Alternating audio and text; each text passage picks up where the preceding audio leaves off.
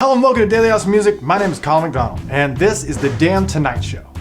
Now for tonight's guest, we have Chad Swiatecki from Noises and Signals. We got Elijah Zane coming up, and a lot to cover. So let's jump into it and start with the headline. Now first up, the Grand Ole Opry just bought Austin City Limits.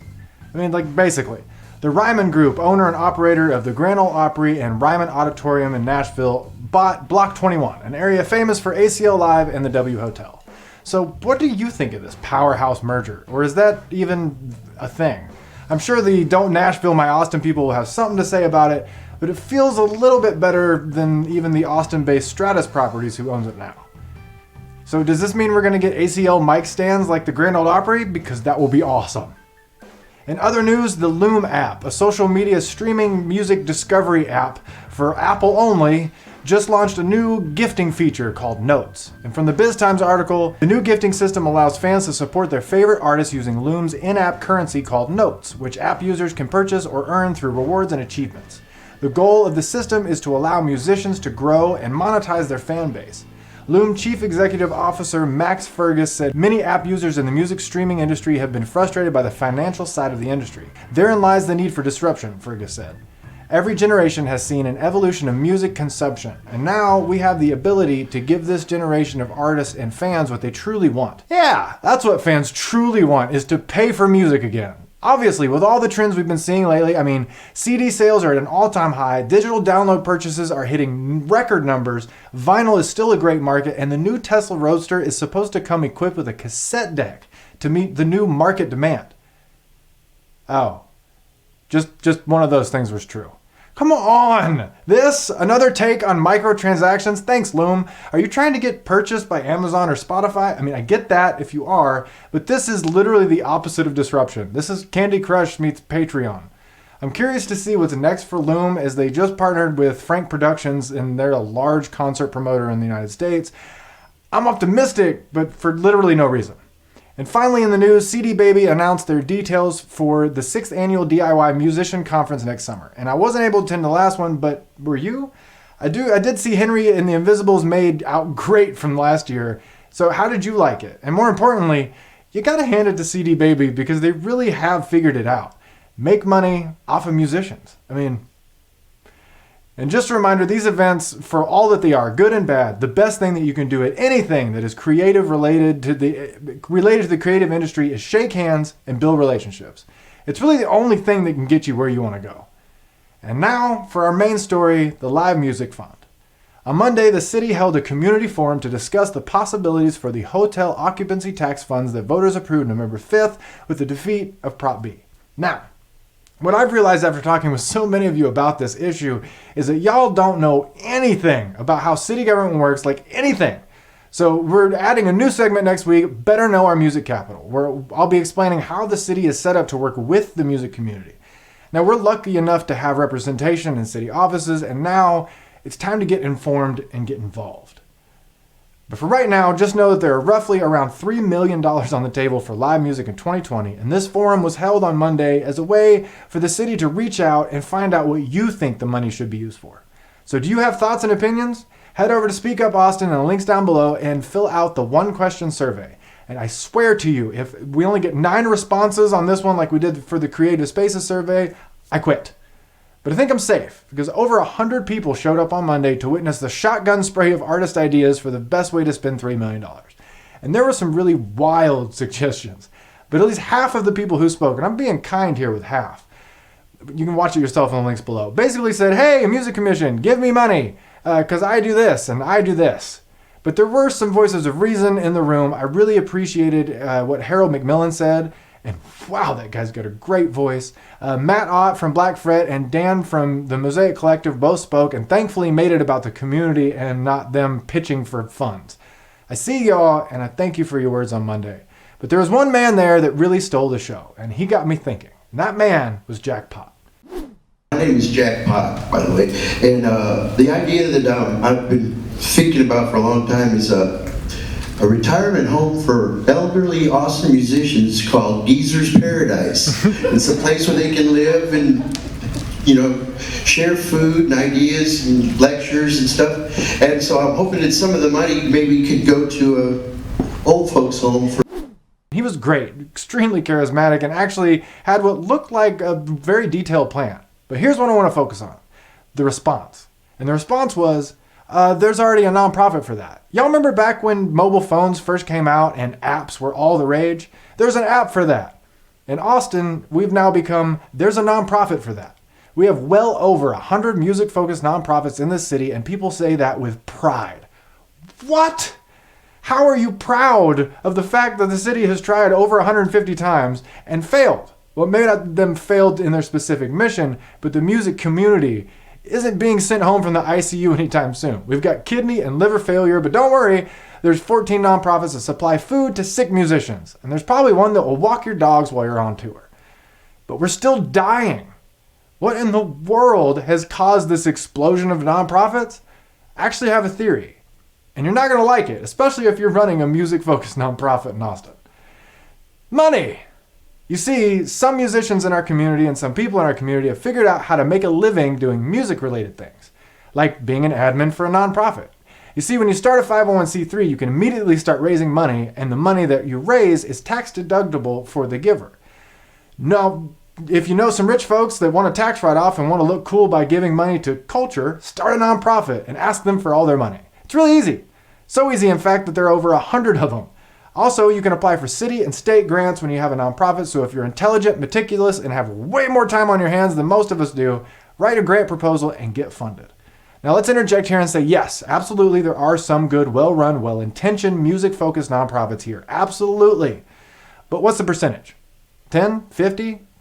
So about the musicians working in our nonprofit sector. I'm kind of on the fence, honestly. On the one hand, good for them. They beat it. They beat the system, figured out a way to make a living, and only have to sell their soul a little bit. On the other hand, you are the problem.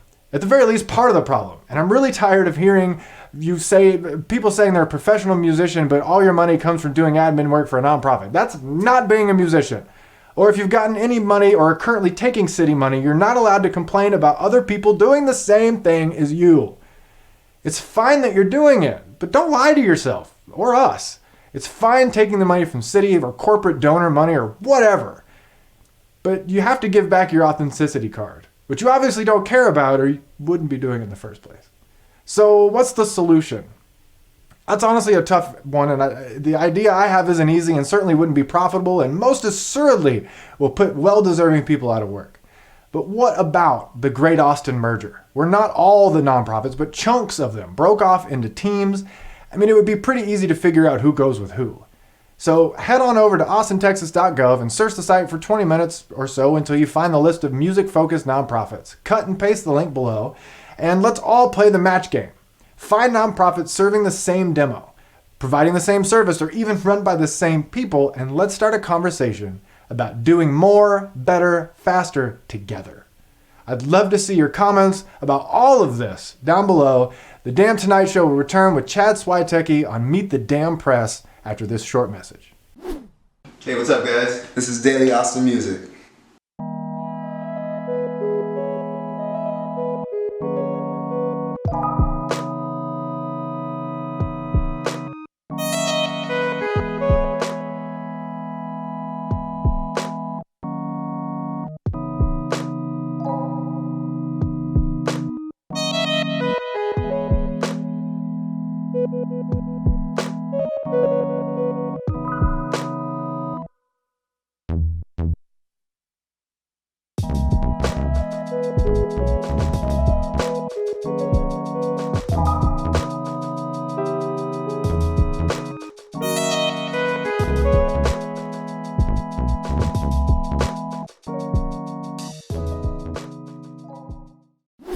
Welcome back to Daily Austin Music. I'm here with Chad Swiatecki, prolific writer for the Rolling Stone, for the Austin Business Journal, Creative Industries, the Austin American Statesman, At the times, Austin yes. Monitor. Right. I read you all the time. Thank you. And I'm especially curious about what's your passion for the music scene, why you're covering it so well. Well, I mean, I first got into journalism when I was a teenager because of music. You know, I loved reading Rolling Stone and wanting to interview musicians and celebrities, and so that's kind of what led me into journalism in the first place. But then I kind of developed writing about news and business and things like that, just because I was good at it and there was more opportunity there. But kind of always wanted to figure out where those intersected, business and news and the arts. Kind of, I feel like there's a lot of fertile ground there for things to happen, and you always hear about like the little things that happen with the venue opening or someone doing something with policy that kind of changes the way musicians are compensated or the way that clubs are able to operate or things like that. And I feel like especially in Austin, that's something that is tremendously important and valuable. And a friend of mine years ago said, find your little corner of the world and then peel it back. And it kind of started to be a thing like, that's the thing that I'm interested in. I'm a geek for it. I care about it. And a lot of people like to read it, but they don't really follow it closely. And so I'm happy to be the guy who stays on top of that stuff, writes about it, and tells the stories that I don't think anyone else is really telling in a comprehensive way. So I've been doing that for 6-7 years at this point, pretty committedly. So. Nice. And so you just started the news site, Noises and Signals, 3 weeks ago. Tell me about that and why. My good friend Alec Boyd and I started that a couple weeks ago, yes, because as someone who's written a lot about music in Austin and the Red River District especially, I had been tracking what was going to happen with the future of Beerland, which had closed in May, and everyone was kind of worried about what was next for it. I knew that a couple of the fellas who manage Stubbs had gone in to purchase it, but they hadn't really talked to the press, but thankfully I have a pretty good relationship with those guys. And so I said, let me be the one to tell that story. And they said, sure. But I didn't have an outlet to write that story the way I wanted to, because, the Chronicle is not going to, they've got music writers. Right. The Statesman's got music writers. The ABJ, the Business Journal, they're just going to do a business story about it. I wanted to do something that was pretty hardy, pretty hefty, and tell a real story. And I'd always kind of, kicked around the idea of starting a site. And so that got it started, and I just called up Alec, who's, I'm 41, Alec's 25. He's out much more than I am, frankly, these days. And I said, do you want to start something? And he said, I was thinking about doing something. Yes, let's do it.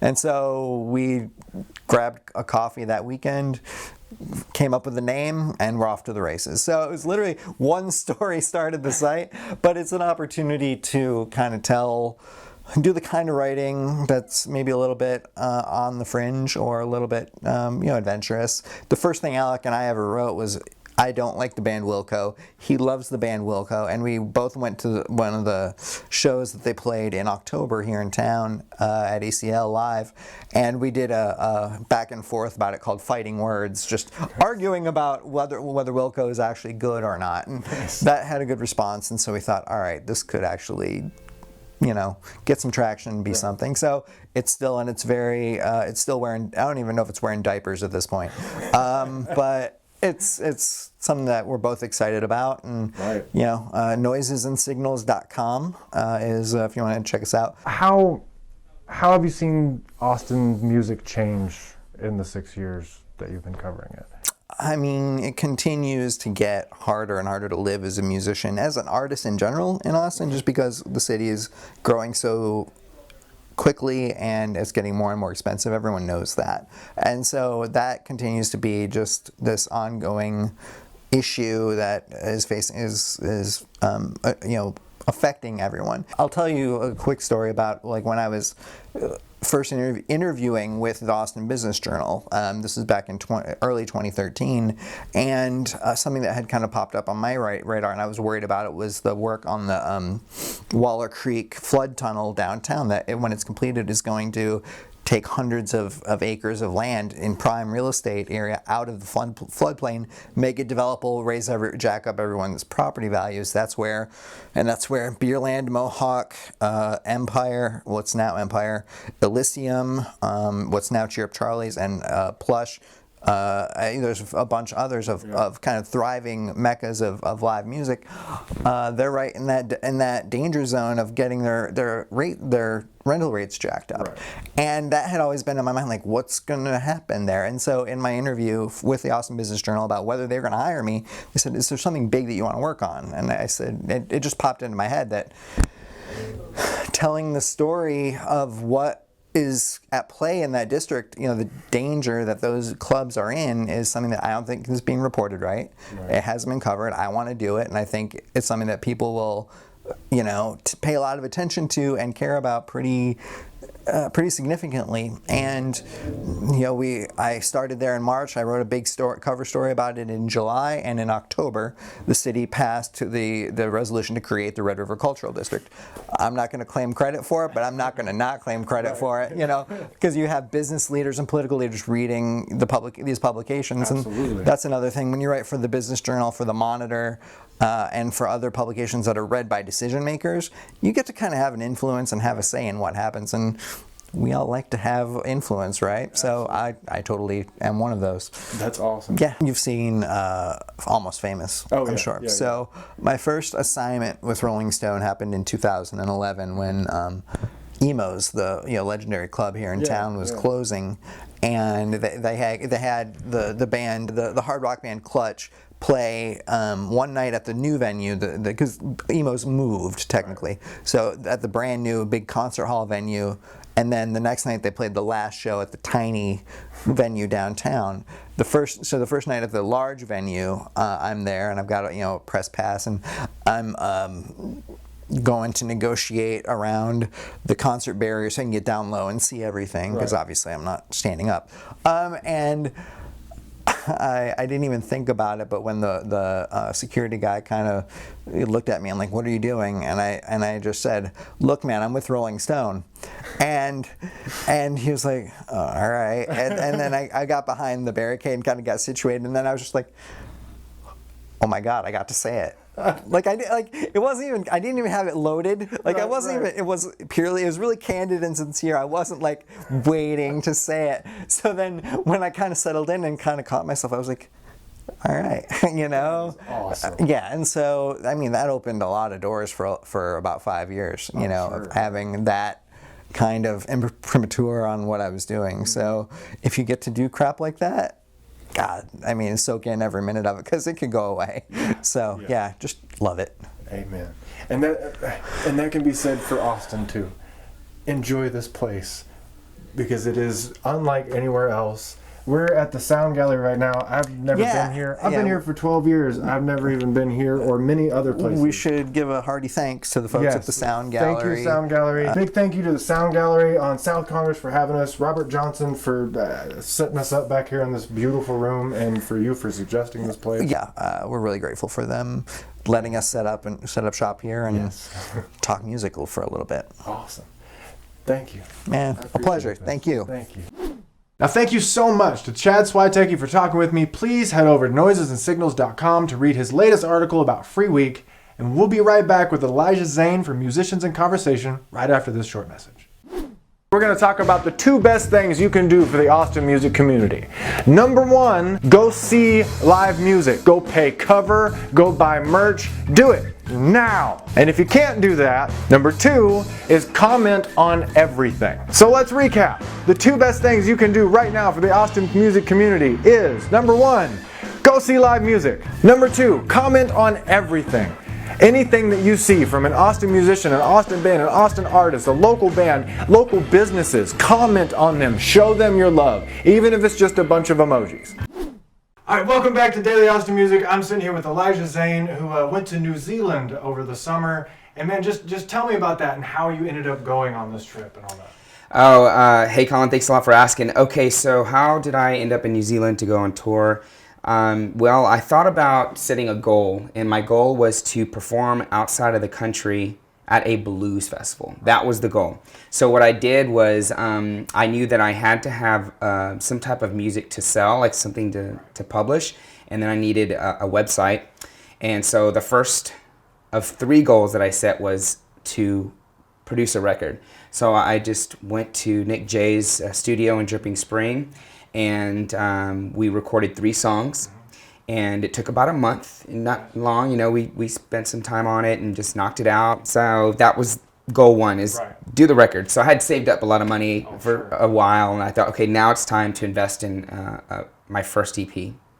So number 2 goal was to build a website, and so I thought I would spend some time on building something for myself, and took about a month to do, and because I knew that if I was going to send out some emails out to people all over the world, I needed a decent website for people to learn about my story and about my music and how serious I wanted to take this. And that's your first impression when you're sending these emails. You're sending the link. That's their first impression of you. And I went on your website. It's amazing. It's Thanks, beautiful. I appreciate that. Thank you. So after the website was done, so goal 1 was record, goal 2 was website, goal 3 was book the show outside of the country. Right. All right, so now I thought, okay, I'm ready to do this.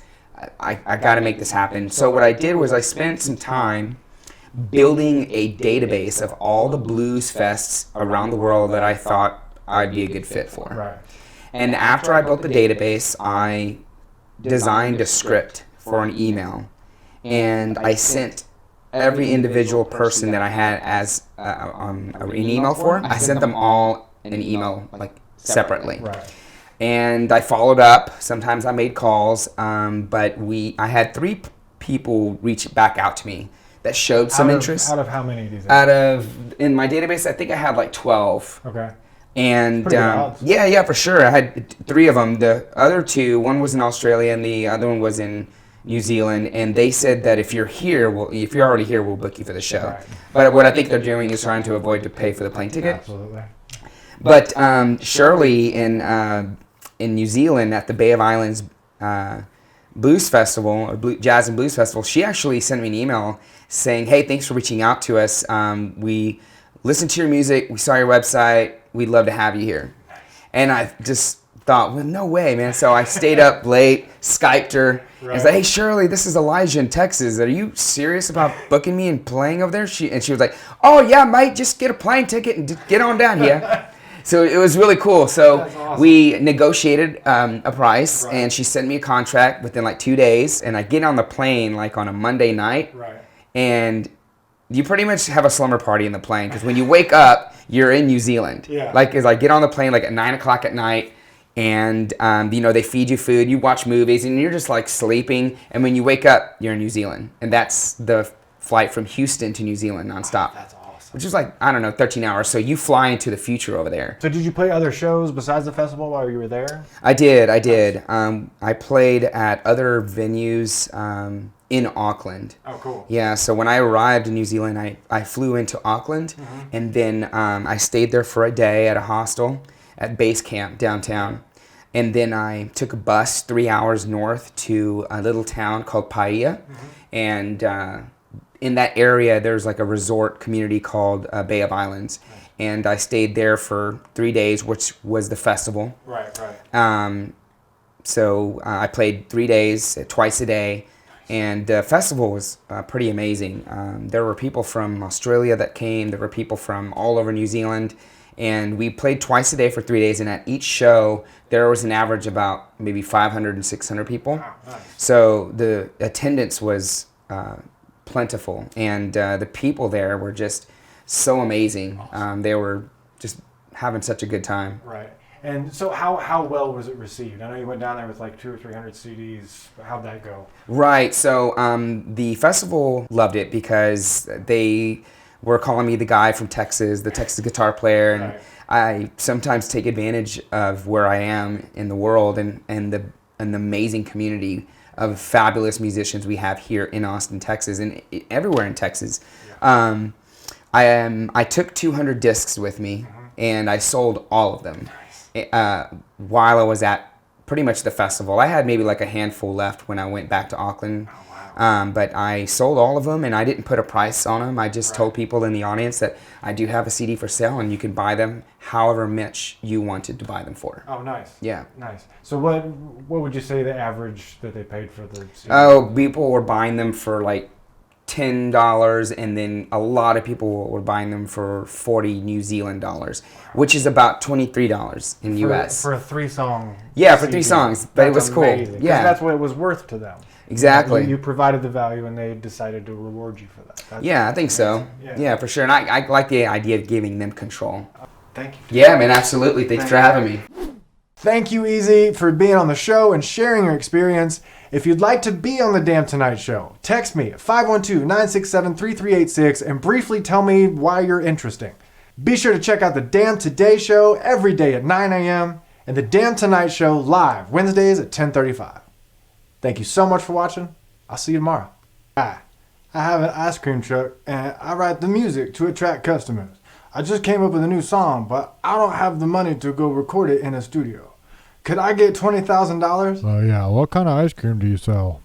Oh, I don't sell ice cream. I just drive the truck around giving out the joy of music. That's not how this works. Oh, hold on. Okay, look, I registered as a non-profit. How about now? You get 100,000.